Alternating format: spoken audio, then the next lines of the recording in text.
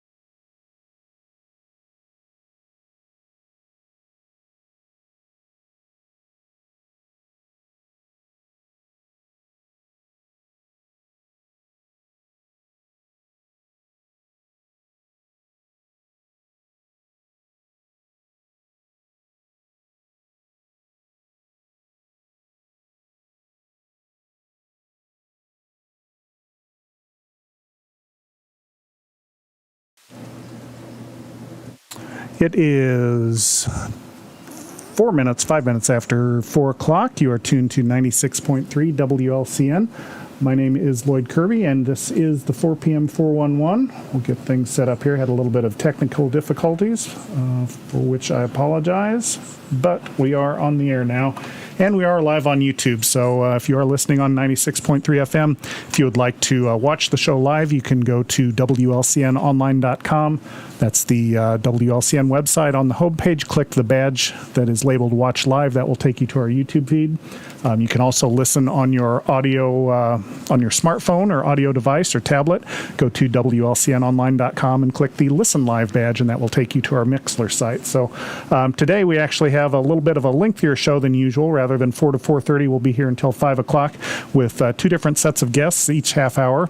In the second half of the show, we will have representatives from the David W. Schroeder Community Garden of Lincoln. We'll have Bethany Busher and Rachel Judd telling us about the community garden. But this half hour, we are pleased to welcome from Breezy, I knew I was going to mess that up, Breezy Bluff Riding Academy in rural McLean, is that correct?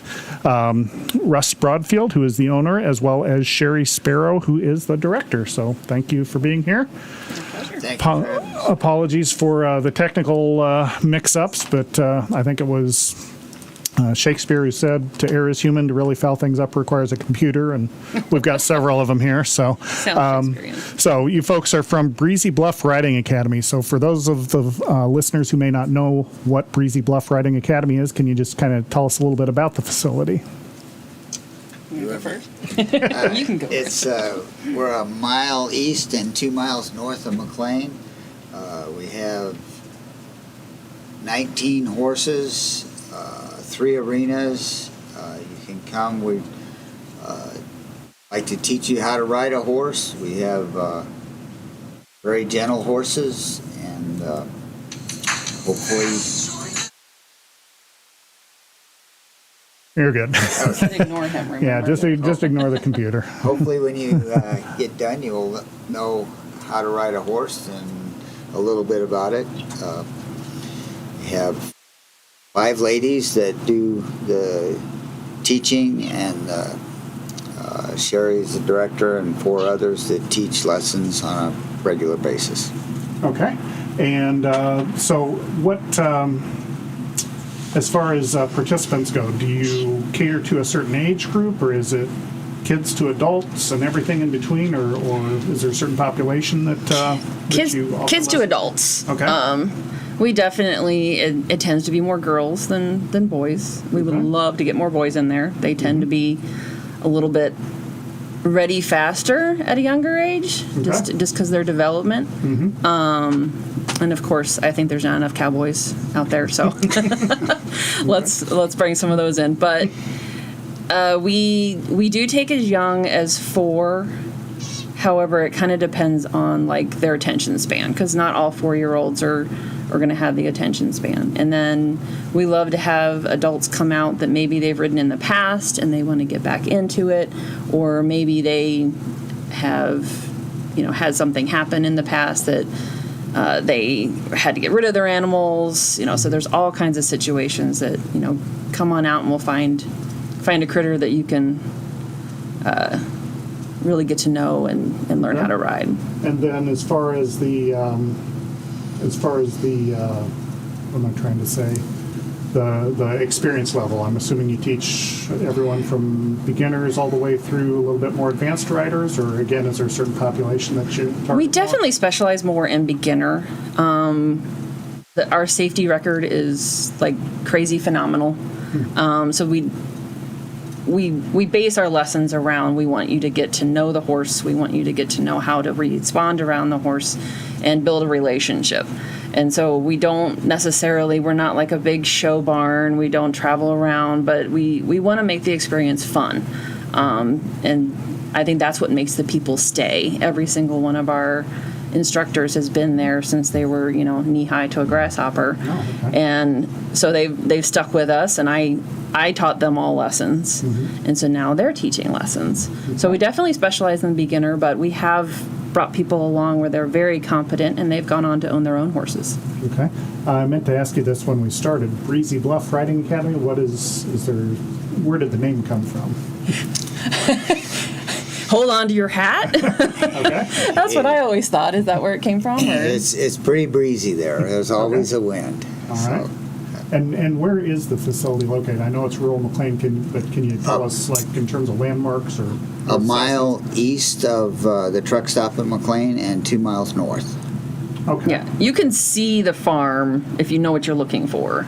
And we have ridden the horses over to McDonald's. Oh, okay. So, yeah, so. All right. Is that for feeding time or? Just... Yes, they love their French fries, and so. All right, very good. So when you say east of the truck stop, so on just off of 136 then? Just Yes. off of 136? Okay, because I grew up in Waynesville, so I'm kind of okay. familiar with that territory. Yeah. So I was nosing around on your website. I saw some different information about different types of classes that you offer. It's not just basic, here's how you ride a horse. I mean, I was unaware there are different riding styles and there are different sort of nuances to that. And again, you offer the whole gamut of classes from basics on up to more advanced or specialized types of riding as well. We do. One of the fun things that we do on occasion is we have like mounted archery. So that's been something that is fun and entertaining. Like you think you know how to shoot a bow and you think you know how to ride, and then you put the two together and you find out that okay, this is harder than it looks. But that's a lot of fun. But Western is what you'll see traditionally on your old Western movies. It's the style of the saddle. It's the style of what we call the tack. Okay. So any of the leather stuff that you put on the horse would be considered the tack. Okay. And then the English style would be more, you have flat work, but it would be more towards like if you've ever seen in the Olympics where they do the jumping over jumps, that kind of thing. But we have participants on both fronts with that. Oh, wow, okay. And you mentioned tack. We've got an event coming up this weekend, which I had no idea when I heard it was a tack sale. I was expecting, thumbtacks or nails or things like that. But got the classic silver ones or the push pins. Oh, exactly. yeah. But you do have an event coming up. Folks who are interested in horses and horse-related items might be interested in finding out what you've got going on this weekend. Yes. So after 40 years of being a business, you can only imagine that you end up with things that, you know what? I didn't even remember we had this, or we've never used this. There are tons and tons of bits, saddles, leg wraps, blankets, boots. There are some brand new items and some used items, but it's kind of all priced to go. We are raising funds for our old retired horses that no longer do lessons. We'd like to give them, nice soft landing so that they can stay on the farm for the rest of their lives. Our oldest one right now is 33. Is Oprah? I think it's 30. I have a picture of Oprah. Yeah. YouTube. Yeah. Can see now. And she was the first horse I ever rode on the farm. Oh, nice. Okay. So it's fun. And then my stepdaughter then went on to ride her as well. So okay. All right. So that's the tack sale. That's this weekend, 10 a.m. to 6 p.m. And for those who are looking for the GPS address, 3634 North 685 East Road in McLean. Yes. Okay. I'm just reading what's in front of me, so I'm assuming that's right. So I trust Tony on that. It's actually, we're a little bit past 10 past, so we'll go ahead and take our first break. Once again, we're speaking with Russ Broadfield and Cherri Sparrow with the Breezy Bluff Riding Academy. They'll be here until 4:30. And if you have questions, 217-648-5510, the number to call. Or you can send us an email at 4PM411@WLCNonline.com. We'll be back with more about the Breezy Bluff Riding Academy right after this.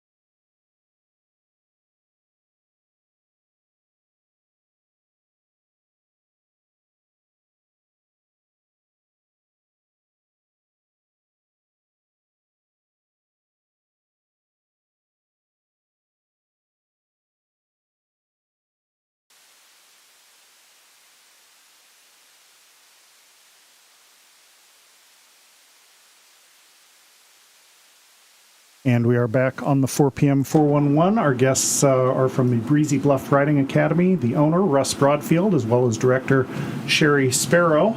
We've been talking a little bit about the offerings of the academy, age groups of folks who would take lessons there, what kinds of lessons you offer. Also, as I said, I was nosing around on your website and saw the news report that WCIA and Champaign did. There's a lot going on out there that isn't just about horses, and there's a lot of other animals out there. Can you kind of one of the things I also teach part-time, and one of the things that in my education classes, one of the professors said is the subject matter of your class isn't just what you're teaching. So it's, even though you're teaching a math class, it's not just about math. Or if you're teaching a speech class, it's not just about speech. I'm assuming there are other skills that folks are learning, not just riding horses when they visit Breezy Bluffs. Is that correct? Absolutely. We definitely have a few students that have helped them with their tactile issues that they may have. We've had kids that kind of lacked confidence even in their school work have been able to come and find their confidence that, I can actually tack this horse up. I can ride this horse. That's, so it's definitely very rewarding to have everybody find their own little niche. Mm-hmm. And so we mentioned, obviously, you have classes there at Breezy Bluff. What is the structure to the classes? Like, is it like you just begin by going over equipment and the animals and then kind of ease people onto the horse, or what is there sort of a method that you use? We do have a method that we all kind of stick to, but we cater to each individual, because some kids will show up and they think that they love horses, and then they find out how big they are. Mm-hmm. And so they might get a little bit nervous, so we get to help them, past that. We do have them groom the horses. We have them help us tack them up.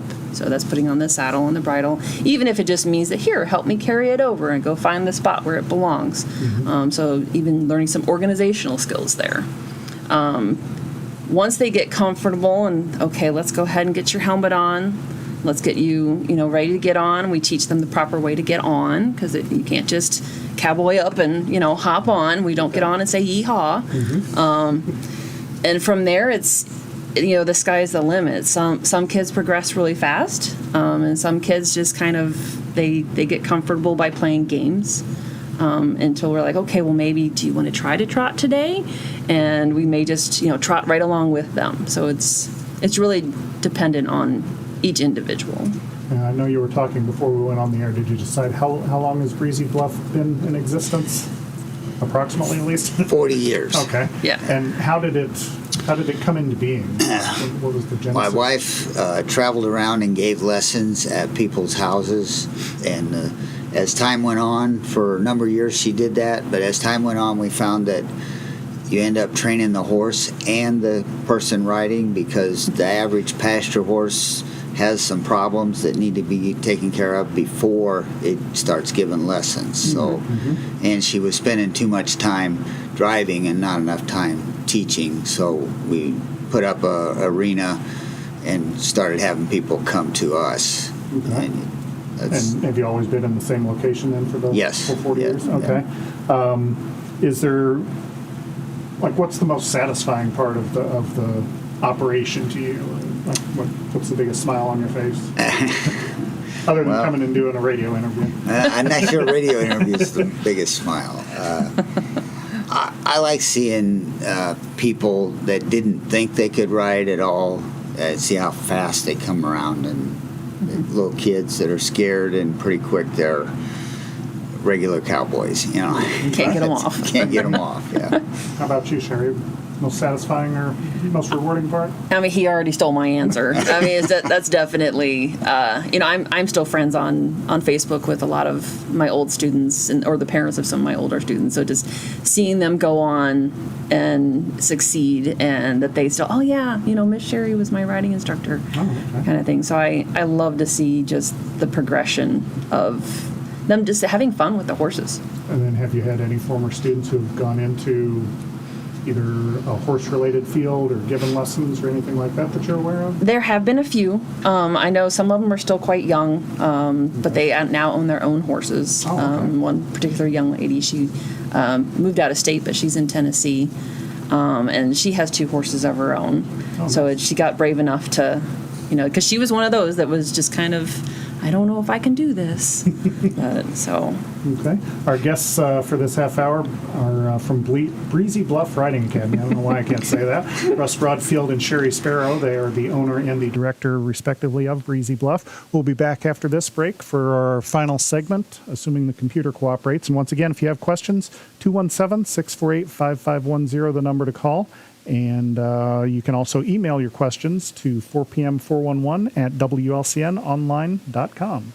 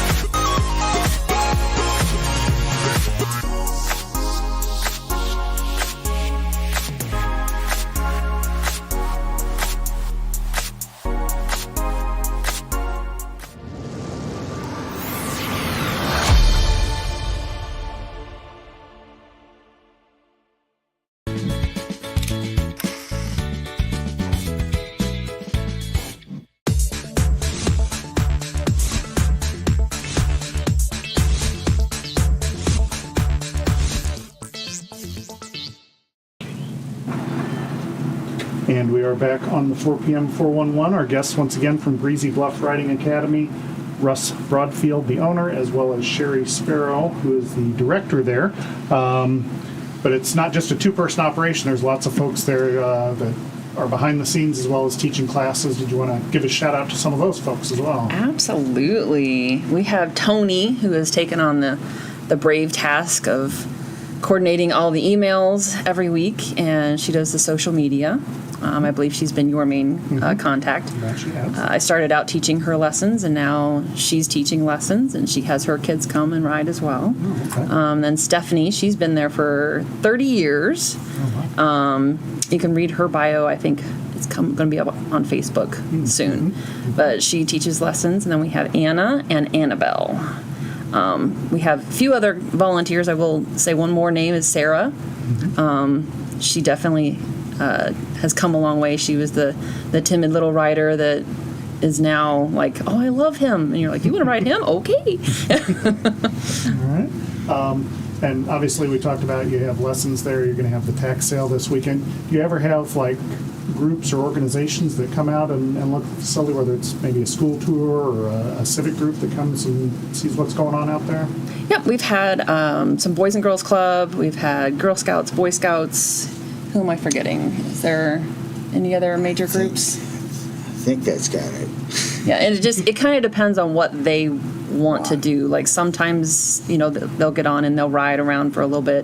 Other times it's just an education. A lot of times, like the Girl Scouts, Boy Scouts just need to be able to visually see, what we do. And we do birthday parties as well. This summer we do plan on doing summer camps. Oh, okay. So it'll be a couple of hours a day. So, if you want your kids to be nice and tired, then this is the place to go. It's the place to go. take them out and have them race against the horses or run them? We have we do play relay games that have to okay. do with horse stuff, so that's not against the odds, but Okay.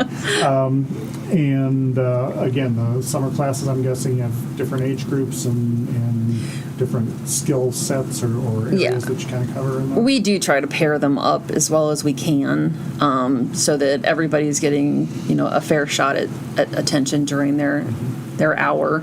You can have private lessons as well, of course, if you really wanted to have some alone time. Okay.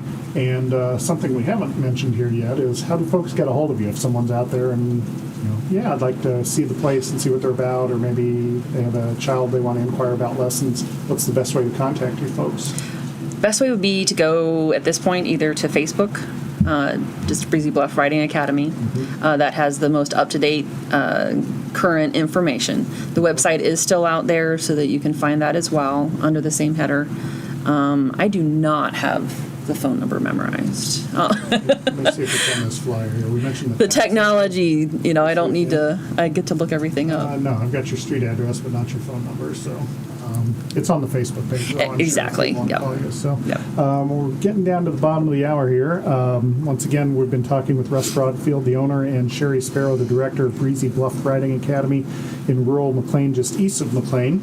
And they will be having, as we mentioned, the tax sale. And once again, in case folks tuned in late, can you kind of tell us what's happening in addition to the tax sale? There's some other things going on. Yeah, so we will have some concessions, nothing fancy, but that way you don't have to worry about lunch. You can come on out and see, some of the other critters. We will have pony rides starting at noon. We pushed that back a little bit because there's a chance of rain, so we want to make sure our lessons aren't infringed upon in the morning. Okay.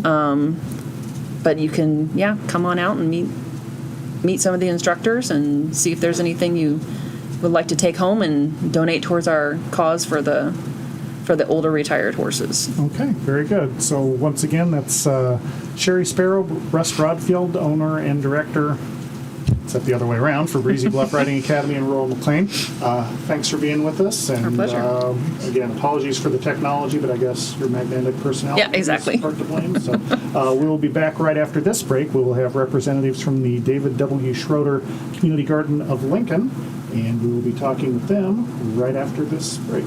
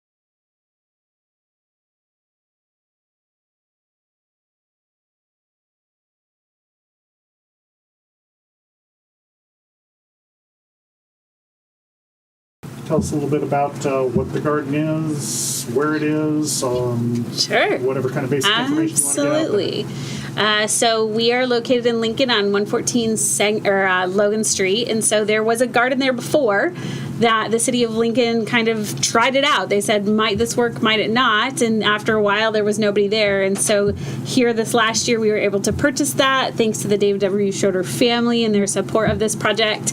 And now there is a community garden there, and I'll let Bethany tell you how it works. Yeah, so when we were discussing the plans for it, we had a lot of ideas about how it was going to run. You know, the more traditional community garden style, or at least I think what I thought of when we were talking about it at first was people kind of rent out a plot in a community garden and they're responsible for maintaining what they grow there, which was kind of our original vision for what the garden would be. But we chatted and emailed and visited a number of community gardens that have been working in the central Illinois area. And one of the defining features of the ones that seemed to be functioning the best and surviving the longest was having somebody who was kind of responsible for maintaining the garden when nobody else wanted to, because it's just, gardening is a chore, and especially when it's not in your own backyard, it understandably gets hard to want to go out when it's 105 or it's raining and you got to cover stuff. So yeah, what we're doing is I'm essentially the person responsible for making sure stuff gets planted and stuff is maintained. So the way our volunteer days function is people come, and volunteers are more than welcome to give us input on what they want to see in the garden. And we can make sure that it's planted, but we have tasks that need to be done on our volunteer days, and people help us take care of those. We have volunteer groups that'll sign up for particular times during the week. But yeah, when all is said and done, if people don't show up, I have to be there. So which kind of keeps it from getting too, I mean, it's not always a perfect process, but I think that's kind of how we've done it differently, and it's worked so far. So. Okay. And speaking of people showing up there, you have an event coming up this weekend, which I'm guessing you're hoping lots of people will be showing up there. Tell us about that. Despite the weather. Absolutely. So Saturday is Earth Day, so please celebrate Earth Day in some way, even if you don't come to the garden. But we will be starting at 9 a.m. You can come, and this is our opening day. Like, it's not as cool as Cardinals opening day, but it is pretty cool. And we will have things to do. So we have beds that need to be taken care of, things that need to be weeded. We're going to look and see where the flowers are going to be for this year, all that kind of stuff. If you have kids that just love dirt, we have a place for them. I have kids that just love dirt, and so we just let them dig in the dirt, and it's like the coolest thing they've done all day. So we will do some of that stuff, and we will prep it for the season, and then every Wednesday and Saturday, every other Wednesday and Saturday following, we'll do that same thing. So if people come and work at the garden and volunteer, then your name is on a list, and when things start growing, you will get to come get some. All right. So there is a benefit to that. Very good. And that was actually leading into my next question: is community garden, how does that work in terms of what is grown there and who reaps the benefits of that part? Yeah, so our last year was our first year kind of fully functioning, so we were kind of figuring out what we wanted to do with stuff, and mainly the idea is first come, first serve, in particular with volunteers. People that donate their time to us are the ones that get to have first say to the produce. We definitely took some home ourselves. But we have plans about reaching out to some of the local food pantries. We have a couple that are within walking distance of the garden, which is the advantage of it being downtown, close to downtown. So yeah, but I mean, mainly last year it was our volunteers that took stuff home, so that's kind of the main goal of where it goes.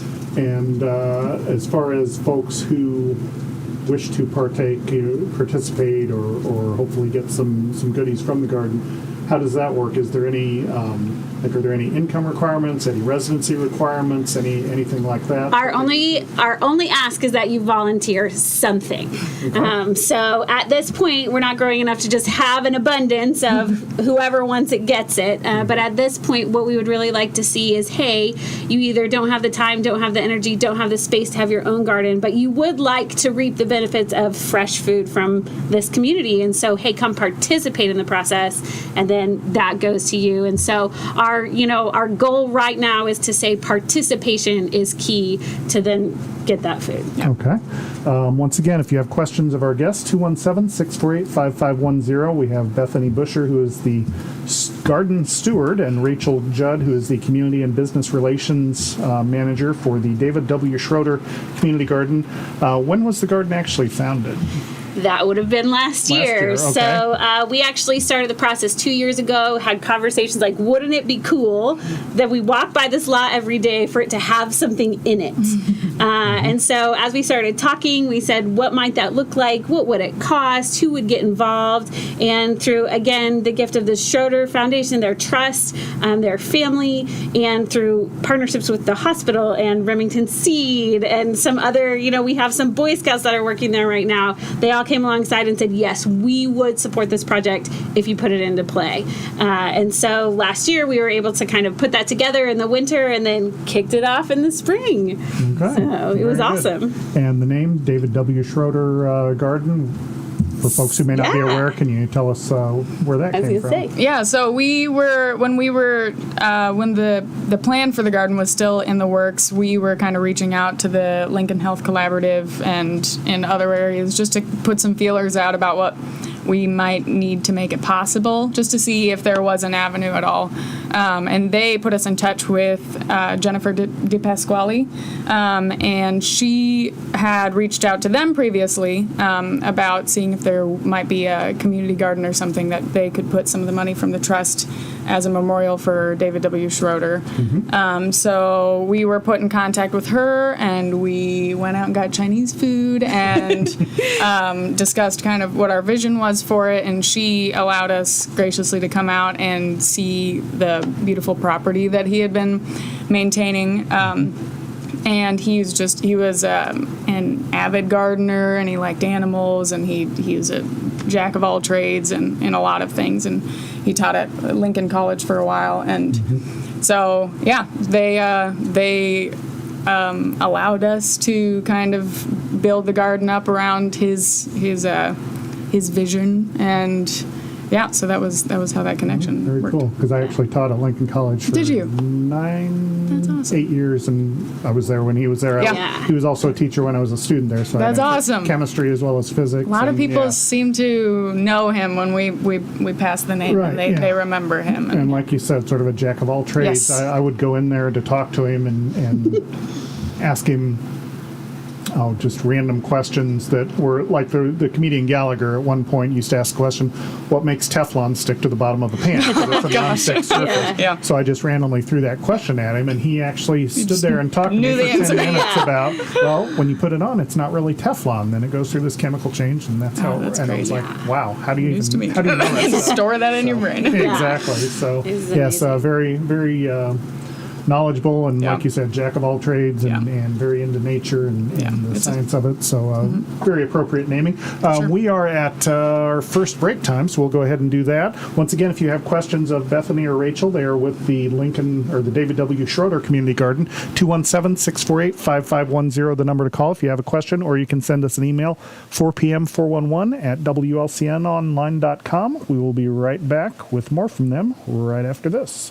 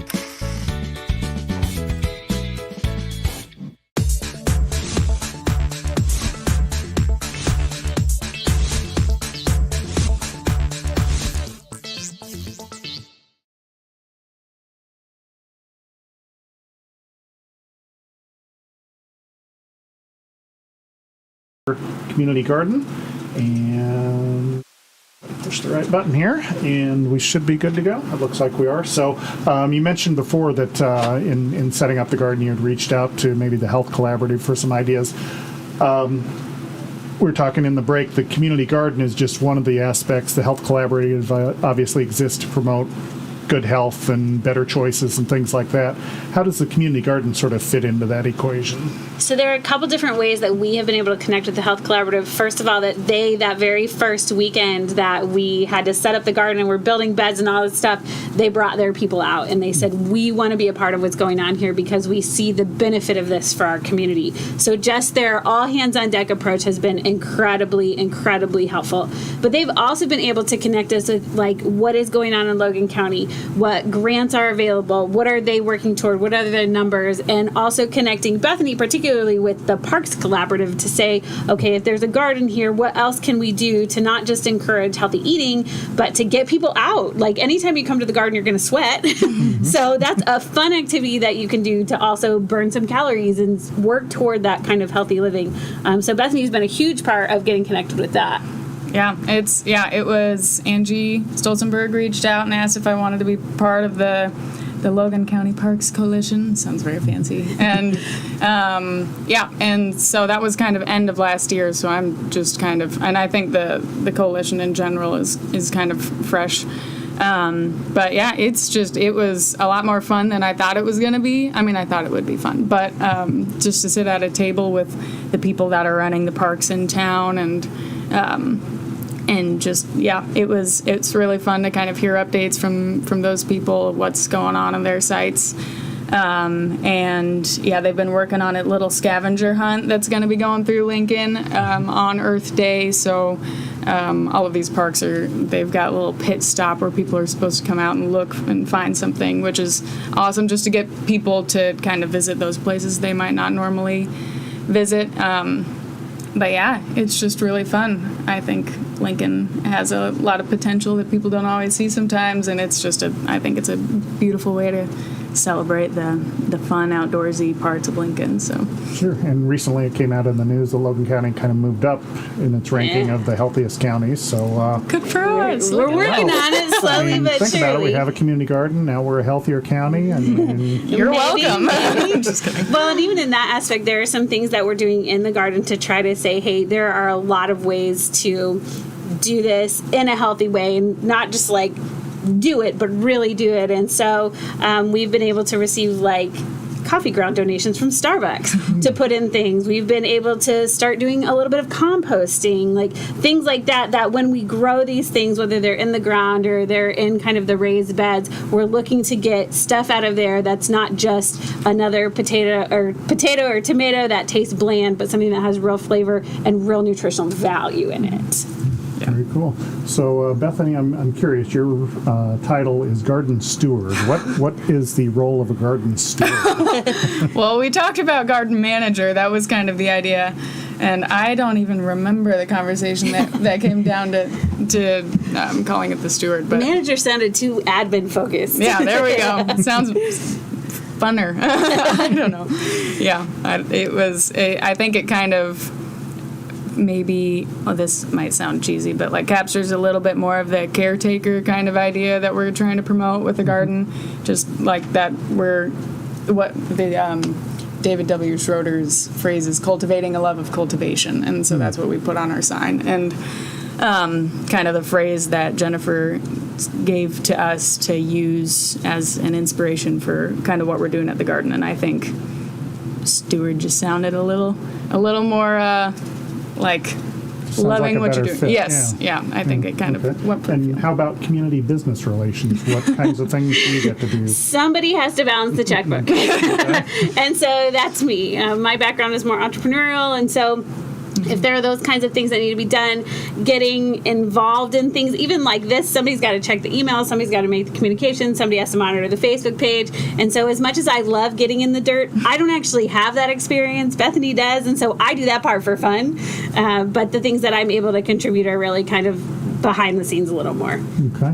And I noticed there's a business relations aspect to Yes. your title. So Yes. you mentioned the partnership as far as the coffee grounds from Starbucks. Yes. If there are other businesses out there that maybe would like to contribute somehow, whether by donations. Please give us a call. So our long-term goal is to be involved in as many aspects of the community that we can. So we've reached out and had a conversation with District 27 about their, Beyond 27 Good Eating program, and can we get kids to come to the garden and have a reading day even there with their teacher, because so many of our students can walk there.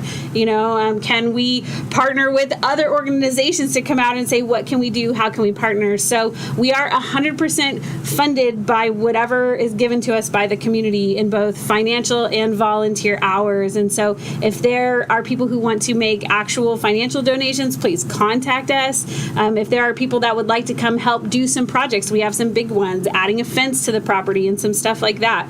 We are absolutely here to say, what does the community have to offer? What can we do to partner together and build a better community? Okay. So we've got one more break to take. We'll go ahead and do that now. We're speaking with Bethany Busher and Rachel Judd from the David W. Schroeder Community Garden. We'll be back with more from them right after this.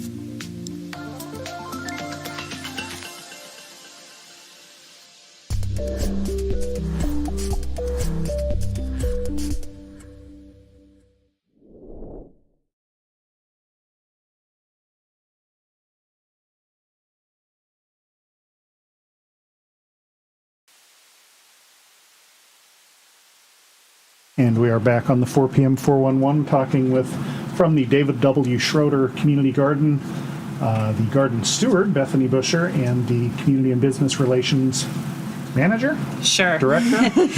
Person. Rachel Judd. And we've got them until, just a few more minutes here. We mentioned that you've got an event coming up this weekend. I know we get cut off at 4:59:50, so I wanted to make sure to get that information out again. Can you, once again, kind of highlight what's happening this weekend? Yep. So this Saturday is opening day at the Garden. So April 22nd, 9 o'clock, meet us there. We will have something for you to do. And bring your kids and they can get messy. And it just sort of goes until the work is done. Okay. So we have put an end time on it before and had more work and finished early. So we just say, this is the time we're starting. If you walk by and we're still there, come on over. All right, very good. And so what are the plans for the garden as garden steward? Yeah. What kinds of things will be found there this year? I mean, so last year, a lot of what ended up growing was what was donated to us, which is awesome. So this year and last year when we were starting up, we had to really work from the ground up. So there was a lot of work to do, and we had to fill all our beds and make all our beds and till up the ground. And so this year there's a lot less to do as far as startup. So we've been able to do some things like we've got some stuff on the ground right now, which it's getting cold out. So we're kind of juggling, covering and uncovering everything. So we've got what do we have? We've got some lettuce, onions, Brussels sprouts, and peas growing at the moment. Some strawberry starts. And then we'll get into the warmer seasons. And we have kind of an open dialogue with the master gardeners in the area. So we've got a guy who volunteered last year and volunteered again this year to give us some more mature tomato starts so we don't buy our tomatoes. And we're waiting for the master gardeners plant sale coming up in a couple weeks here too. So a lot of it just, last year they called us up when the event was done and just said, hey, bring your truck, just take what's left. And that's exactly what we did. So we've got kind of a layout of what our plans are, but we're just kind of feeling out what the donations are and stuff like that as well. So Okay. And if folks are interested in finding out more about the garden, what's the best way for them to learn more about the project or what the latest happenings are? Absolutely. So come follow us on Facebook. We're Lincoln Community Garden Project because we hope someday to have more than one garden around town. So find us there. And while you're there, sign up for our newsletter. Once a month, we're going to send out what's happening, what the volunteer days are, if we're looking for donations, people we like to thank. So you will find all that information on our Facebook page and on our newsletter. Okay. And you mentioned during the break, it's not only vegetables and edible types of things that you grow there. There's also other things happening at the garden. Yeah. Or at least last year there were. Are those in the plans for this year as well? yeah, that's the hope. Last year we had some milkweed for the monarchs and all that fun stuff, and we have dreams of an immaculate pollinator garden, which is maybe more ambitious than we'll find out what we have time for this year. But Route 66 does their kind of put pollinator gardens on the map thing to promote the monarchs, and there's another location in Lincoln that already did that last year. So someday we might try for something like that, but for now we're just putting native plants in the ground and letting them do their thing, ideally. Okay. So how did each of you get involved with the garden project? Is there a story behind that? Yeah, sort of. So we did work together at one point at the same place and just started chatting about it. I have lived in Lincoln for quite a long time. I was like, well, why not? I'm that person. In this team, I'm that person. Like, why do we not just do it? We could do that. Sure, let's do that. And he's like, okay. Why not? And so that's basically how it started. Really, ideas are great things. And when you find people who share your same heart for something, it is so easy to just run with it. And so because Bethany said yes, because she was like, yeah, and we could do this and we could do this, which are all the things I didn't know, and because of the Schroeder family and the collaborative, like, we were able to continue to say yes. And so it's been this story of, like, why not? What if we tried? What's the worst that could happen? And so we've been I think we've had a really good time learning something new. Yeah, well, you're certainly both very passionate about it. What's your background, Bethany, that you're in the garden steward? Because Rachel said off air that you're the person who kind of knows what goes where and what will grow and so to say forth. that I know what I'm doing would be a little bit generous, but I had a degree in psychology, which you can argue maybe has something to do with it, but I had the pleasure of working at Prairie Earth Farms here in Atlanta for part of their season last year before they toned down on some of their vegetable stuff. But I learned a lot from those guys out there. They're crazy in all the best ways. And but at the end of the day, I'm still kind of winging it too. We've been blessed by a lot of community people that have given us input and stuff like that, and I love doing it. So if I can do it, anybody can definitely do it. So, yeah, that's kind of the... And I'm just going to say she's selling herself short because when she's not doing other things, she's like, and we could do this because she's learned about it or she's gone to a thing or it's amazing. All right. So what's the most satisfying part of being involved with the community garden for both of you? Oh, man. I think that's a hard question to answer. That's a hard question. Yeah. I think for me, it really is just seeing people come out of the woodwork. Yeah. When you start a project, everybody might think it's a good idea, but does anybody actually show up? Yeah. And seeing people in the community show up, our across the street neighbors happen to be a funeral home and they've come over and volunteered in the garden. Nice. And just like those kinds of things to say there are people in our community that deeply care about what happens here is so encouraging. My answer would be the same. When we were talking about starting it up last year, the amount of people that were like, I've always thought that there should be a garden on that particular plot of land in Lincoln, and it's just people have been, again, the whole concept was like, we'll just see if it works, and if it doesn't, no harm, no foul, but the doors have continued to open and people have continued to invite us to do more things, and so we'll keep going as long as we can. We're loving it so far. So. Okay. On the flip side of that, is there anything that's a particular source of frustration, or maybe not that, but are there any is there any misinformation maybe about the community garden? Like I asked about income requirements. Yeah. Is it only for a certain income level, or you have to be a resident of Lincoln? Is there anything that maybe people have misconceptions about that Not too far that we've heard of. We have had people ask, do I have to be a Lincoln resident? No, you don't. It is a community garden, and for us, community is really anybody that can get themselves there can be a part, because that's what we are. While it happens to be in Lincoln, we live in Logan County, and so anybody in Logan County that wants to participate can. Okay. All right. So very good. We have to go, but we'll talk to you next time. All right, you so thanks much. for having us.